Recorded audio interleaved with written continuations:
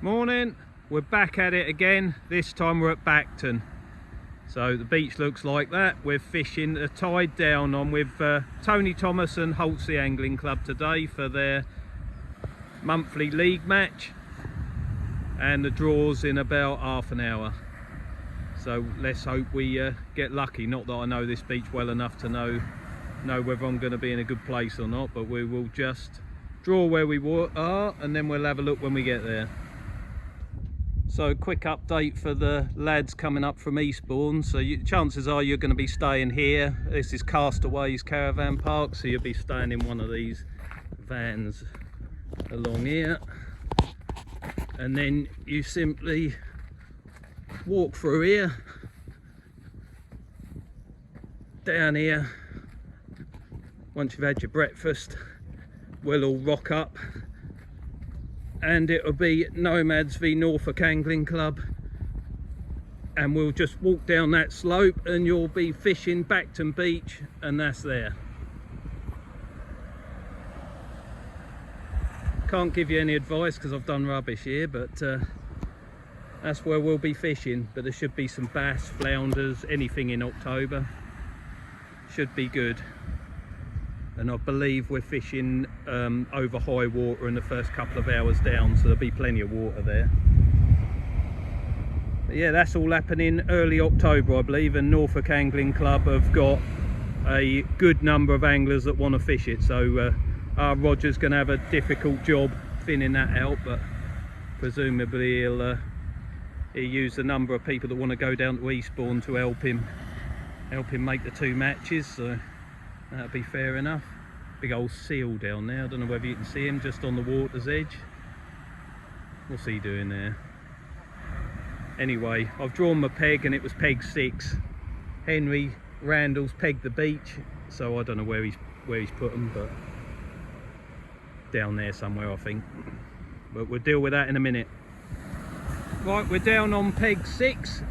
And yeah, I've got John Carter to one side and Joe Bettison on the other, so see how that goes. But the water is a little bit coloured and clear further out.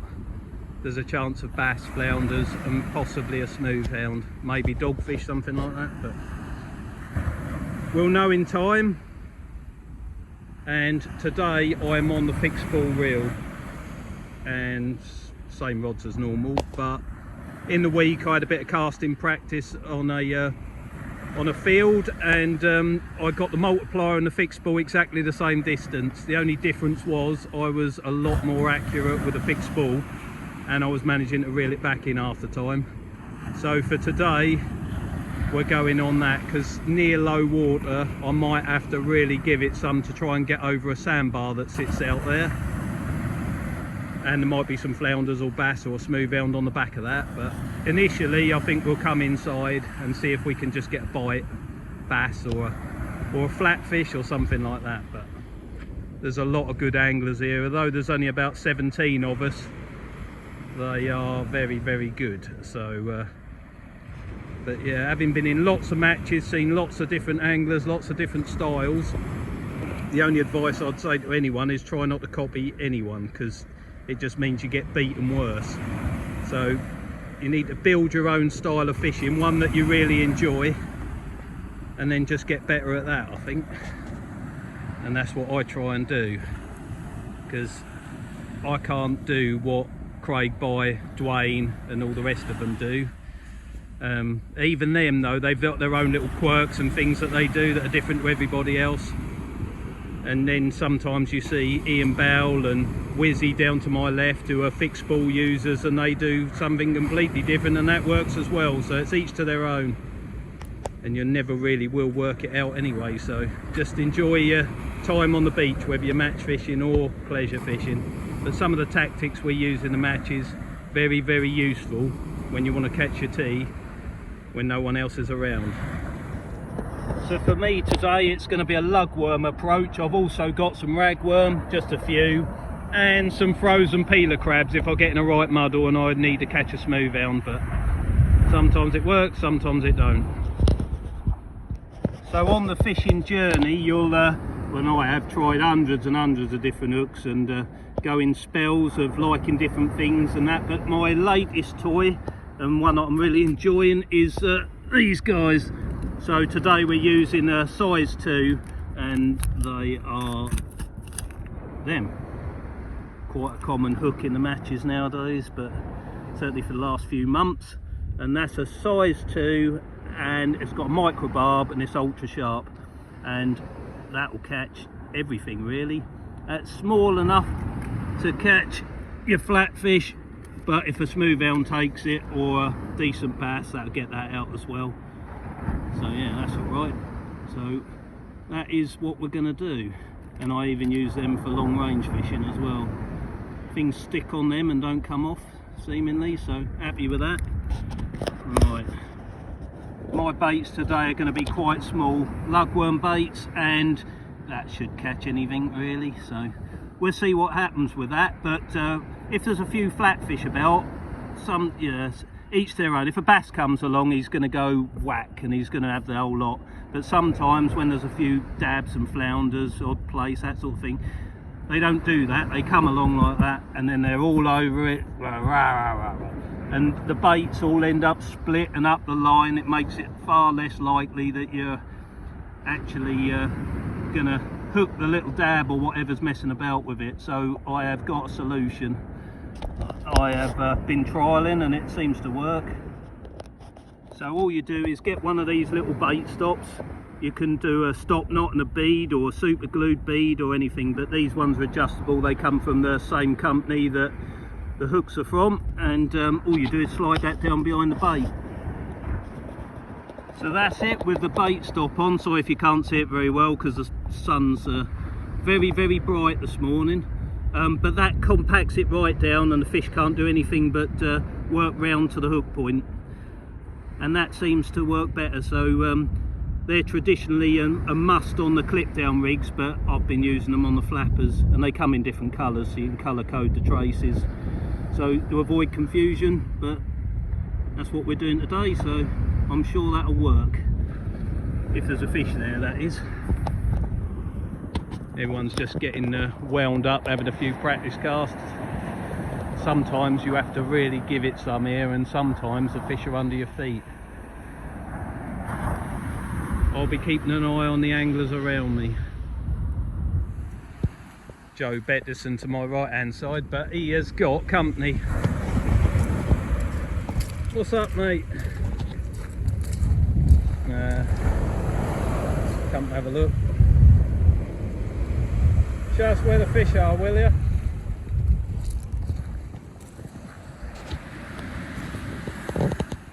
One thing I have found in these matches before we get completely baited up and whack it out there is the ages of the anglers. So there's a lot of people in their sort of 40s, 50s, 60s, few in their 70s that are the really experienced ones, but not many kids. We haven't got many. Rob's got his young lad down there in peg, so he'll probably do all right actually, hound fishing I imagine.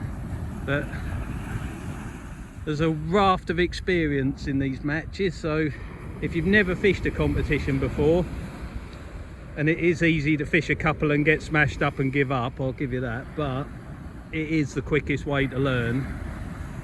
If you're a part of an angling club, or you just do a couple of open matches, if you do nothing else but watch the anglers around you, massive head start. But that's what I did anyway, before I even fished a match. Went and sat next to a guy called Richard Burt. He don't even know I did it, but I just watched him from about sort of 40 yards away, sat up behind on the shingle bank, and he'd won a few matches, so I picked him out and went and watched him for 5 hours, and he's still winning matches. But yeah, sometimes you learn far more by watching someone else than you do by just plugging away doing the same thing that don't work. But there's a contrast of styles on the beach again today, because that's what I was saying at the start, everyone's got a very different way of fishing. Henry Randall down there, David Shorthouse, I bet they're doing different things throughout the match. Mike Watts, of course, who free up clip down and whack it. Tony Thomas down there, who will be fishing wrigglers in the surf for flounders and bass. And Rob Ford on the end peg, whacking out as far as he can for smooth hounds, and Wizzy, a couple of pegs along from me, will be doing whatever he can to catch something. So yeah, there isn't anything you can copy really. They all do exactly what they want, and they all win matches from time to time. I've got the Deadly JC to my left hand side, ragworm, 3-hook flapper, yeah, flounders, 3-hook boom rig. I took a leaf out of your book. Yeah, that looks very familiar to something I might do, but that'll work, won't it? Yeah. We hope. Yeah. Beautiful day in Norfolk. First cast is in the water, and we've gone out about 50 yards. See if there's a flounder or a bass lurking this side of that sandbar that sits out there.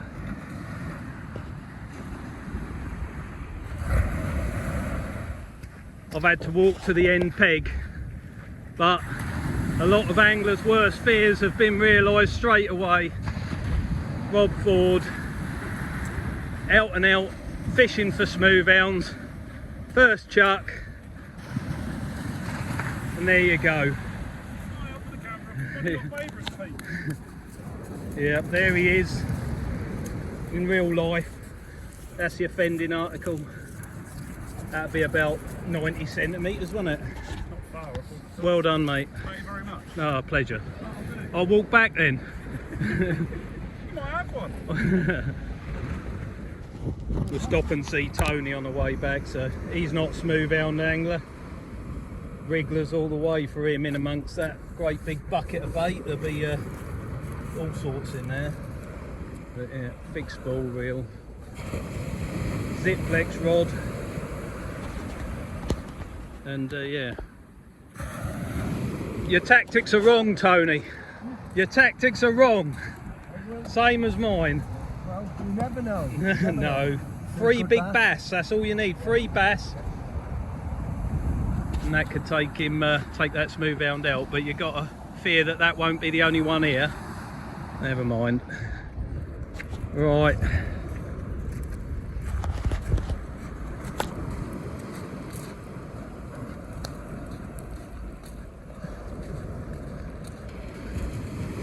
Everyone's rushing around to get a crab in the water now, Wiz. Crab. Yeah, that didn't last long, did it? The flounder tactics. No, that's it. Yeah, I know. Well, everyone got in a mad panic, so I've had to quickly assemble something that'll catch a smooth hound, and I've put half a crab as far as I can physically chuck it, and just hope I can get one, because that was a good fish. No one else has had one straight away though. Normally if they're there, they're there. But yeah, the water gets away from here and then goes over the back of the sandbar. Rob is an exceptional caster, so it does make hell of a difference on this beach. This is one of them places where if you've got that in your armoury, massive help. But down the right, all looks fairly quiet. There you go. Well, it's not what I intended to do, but I'm going to alternate cast between this, same hooks as on the other rig, and the 3-hook flapper. So no one round me's caught anything. So I've just got to mix it up really and see if we can get a bite from somewhere. Traditionally the hounds have come on over low water, so we've got some ragworm and some crab, so if we can get the distance we might have a shout, but at the moment really struggling to know what to do. And the hounds have won virtually all the matches I've been in since end of April really, so that's the way fishing's going in Norfolk. There's millions of them and dogfish. It's all changed the last 15 years. I spoke to Henry Randall earlier, and he's here today fishing up that end there, and he's a commercial fisherman, and even he thought that they would be long gone by now, but they're still lingering around and they're big fish. So They're winning everything. Right, this is what we're doing now. Crab and rag cocktail pinned down on an imp behind a 6-ounce lead.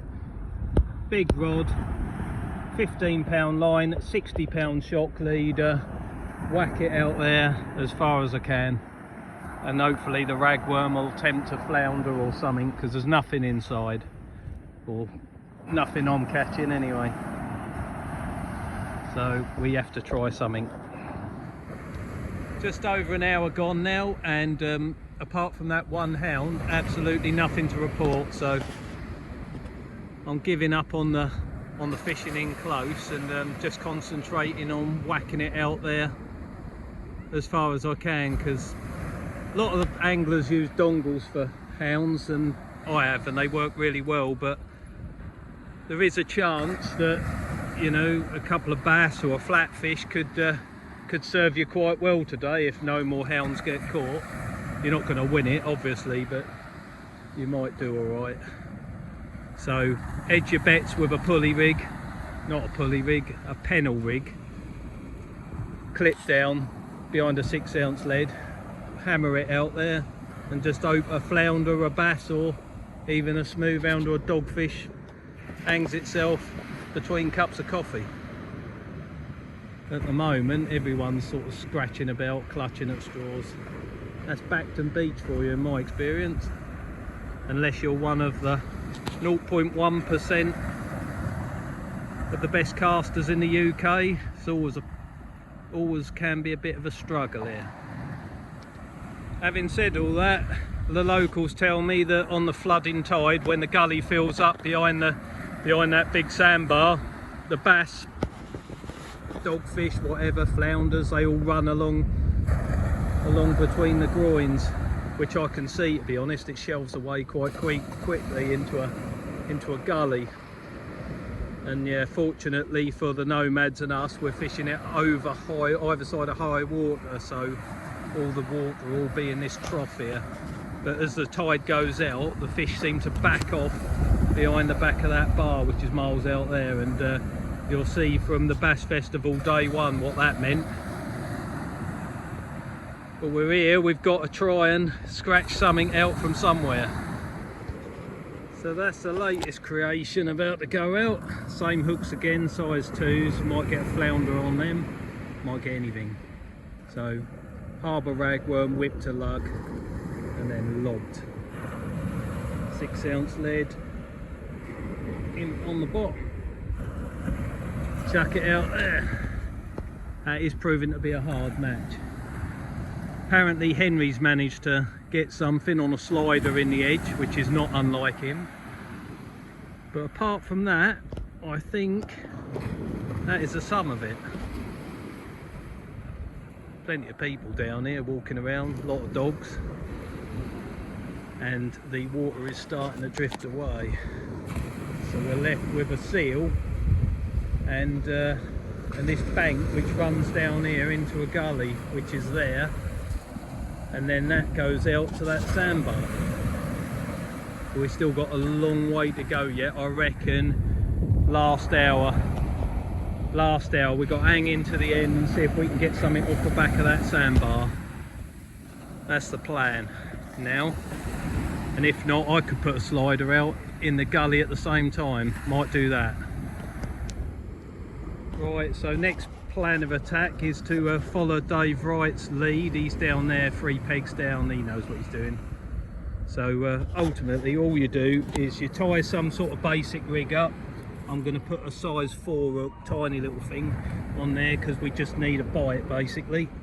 And then there's a weight attached just above it, a couple of ounces, and then you just pull off as much line as you want. I'm going to go with probably 15 foot, something like that, and to that you attach this clip or any other clip. There's proper ones made from it, I think Breakaway do one, and then you chuck your rig out with 2 hooks on, and then you slide this one down the line and it just fishes in the surf down there. Might just get you a flounder or a little bass or something. It's a scratching tactic really, but Henry makes the most of it.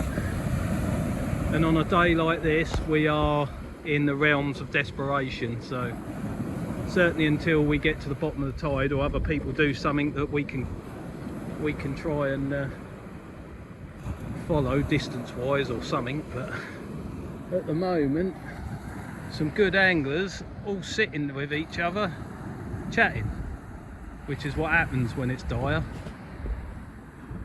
but can never give up. Slider all set up, so it's a tiny little lugworm with a bunch of wrigglers on the other end of it, and that'll just wriggle around in the surf, and if there's a little bass or flounder or something, desperation, that's what it is. Couple hours gone and people are pulling all the stops out. Tricky day in Norfolk this one, but you've got to believe that as we approach low water, those fish in that gully will be there. There'll be some flounders, perhaps eels, something like that, and then on the back of that bar there's bound to be some fish. And we've got David Wright, Dave Shorthouse, Henry, Mike Watts, loads of them down there, all capable of pulling fish out of any beach. So there'll be some results at the end. Our Rob on the end there, end peg, he got that smooth down first thing, but nothing since, and he's a hell of a caster. The sliders are out in force. Anyone could get a flounder in the edge. They're going to need one or something. Can't believe it, Joe. A fish. Dab. Yeah. That's all you needed. You're on the card. Yeah, well, mate, wasn't it? Need something bigger to go with that. What was that on? Lugworms. Lugworm, Yeah. Oh well. You could be up there. You're definitely in the top 3. Yeah, that don't matter, lad. Someone will get a fish last cast. Well, you never know. While we're sat here doing nothing, I thought I'd better explain what we've got coming up, because the match fishing tends to ease up through the summer months. Loads of holiday makers, fishing's not very good. So to go again in the autumn after King of the Shingle and a couple of open matches.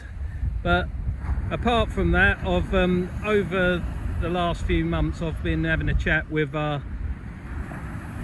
friend John Hall, who runs the company Norfolk Lugworm Supplies, or North Norfolk Lugworm Supplies, and he supplies a lot of what gets used around the North Norfolk coast. And we thought about how to do a video to explain this, that and the other, and I don't want to take people digging with him, just because of where we go.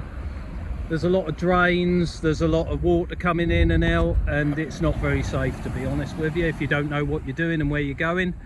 So we're not going to do that, but we are going to go round to his house or his garage where he runs it from, and we are going to look at what he digs, how he digs it, where he gets bait from, you know, that he has to buy in and all the rest of it, and the pros and cons of having a bait business. So if you have got any questions at all, please leave them in the comments below this video.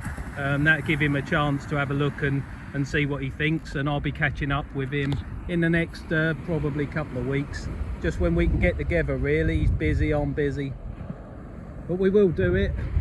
And there are a few questions I want to ask him myself, so if no one puts any comments, I'll try and muddle through, but it'd be helpful if people have got anything to ask, especially if you're new to sea fishing, and I'm sure he'll have the answers for you. And yeah, that'll be coming up soon. Also, I'm planning a trip out lobster fishing with Henry Randall. We've done it before, and that'll be interesting, so we're going to do that. But it'd be quite nice to catch a fish in this match, because Bacton is a good beach. You know, there's a lot of fish here, but sometimes there's not. And today looks as though it's one of them days at the minute. We've got time yet. Tide's getting right away now, and yeah, it's doing what it normally does. Dave Shorthouse has just had a smooth hound, fabulous caster, and Tony Thomas down there He's had a little smooth hound, and it must have been little because it was worth 18 points, so that must have been the smallest smooth hound ever. So it's, yeah, person next to him thought it was a whiting. So anyway, there are fish here now, so there's a bit of tide picked up, and it's always the case that run down to low water, good time to fish this beach. It's just that middle bit can be dire, and I've had dire times here right the way through the tide, even when everybody else has been catching. It is one of them venues that I've yet to fall in love with, but that's more my fault than anything else. Thought I'd break up the monotony that I'm enjoying. Tony Thomas has got another smooth hound. That's my hand. That's the smooth hound. Well, at least you're getting fish, Tony. Yes. On crab. Yes. Bit of crab on there. I don't think it's even as big as the last one. No, that is perfection in miniature. Yeah, hold him up, I want a photo. Looks like we're going to get wet now, just to add to it. So.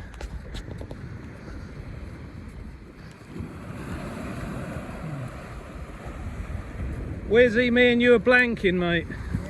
Yeah. It don't look good. No, it don't. No, I'm not allowed to swear. Yeah. As forecast, it's now chucking it down just to add to the joy. And you can just see the lift in the water in the distance there. That bar's becoming exposed. So for the last hour and a half, we are going frozen crab, pin it, belt it, prey. It's anything I can think of. There's not enough fish here to do any good otherwise, just need some luck. And that's about the size of it.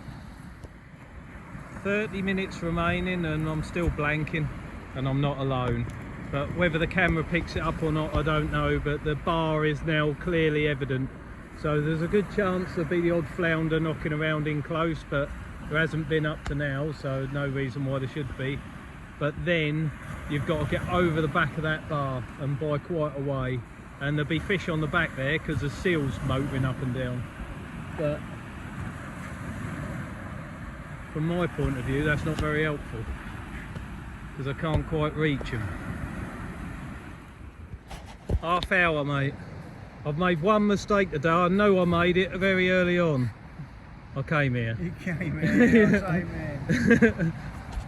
Never mind. Try a fish bigger than. Well, yeah, no, you had no option. You know, you got to be honest with you, from spring onwards, from the end of April, you could do worse than just fish crab every match. Yeah. And just whack it, and then if you get a hound, you get a hound, because nothing can come close. Dave Shorthouse has had one. He's had a hound? Yeah. Yeah. Well, from what I could see down there, it was. Yep, and that's it. Steward's inquiry required. Company's better than the fishing, but that's it. Beautiful afternoon. That bar's clear as day. You can see it all the way along the beach. But yeah. Disappointing. I haven't heard of any bass. There should be bass here now. Perfect for them, really. Could be a bit rougher, but there's normally always a few. Never mind.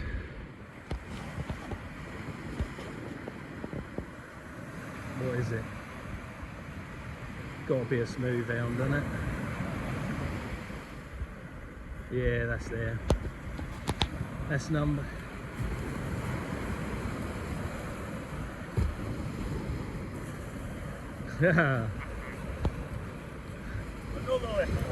Well done, mate. Right over the back of that bar. That was miles out. Come on a dongle rig. Yeah. No, you're doing a fantastic job. My favourite. Well, it's working, isn't it? It is. Except I haven't got a. I'm going to rig baited up. You got time for another one? I've seen that all before. One tiny little crab on a dongle, whacked miles, and that is the way to fish this beach. Dave Wright not faring so well, unusually, but I'm trying hard. yeah, he's trying the same as the rest of us. But if Dave Wright's blanking, it gives you some idea. There you go. Walk back now. Wizzy was minding my rod. Well, they all were. Well, there you go. We've got a thunderstorm to finish while we're packing up. I'm in good company. I've blanked. So after a period of recovery from this, we'll be back King of the Shingle round 2. But we'll go and see what the results are. And we're going home, thankfully. Did you bring enough rods with you?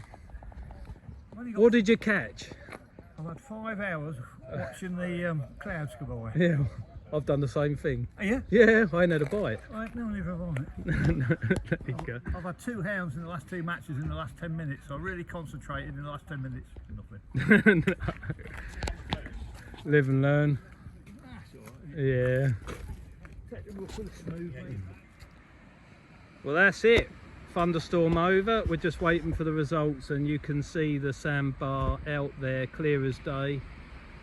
And apart from the hounds that you saw, I think June Frary fishing the end peg, scratching around, has managed 50 odd points, which will be enough for 3rd, I'm guessing, because there's been so many blanks up and around me.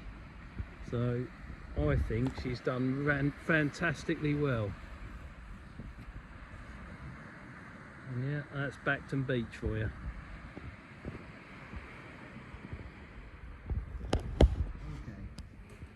Okay. I think, how many wires? I think we had 9 wires. That was 16. Okay. Right, winner today with 4 fish.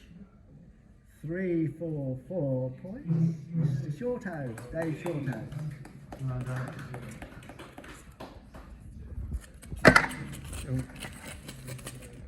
Yes, Yeah, he's thank very much. you. Thank you very much. Dave, cheers. Yeah, well done. Safe journey. Thank you. Right. 2nd, with a brilliant fish at first cast. 2 fish, 2, 8, 9 points, log 4. Well done, Rob.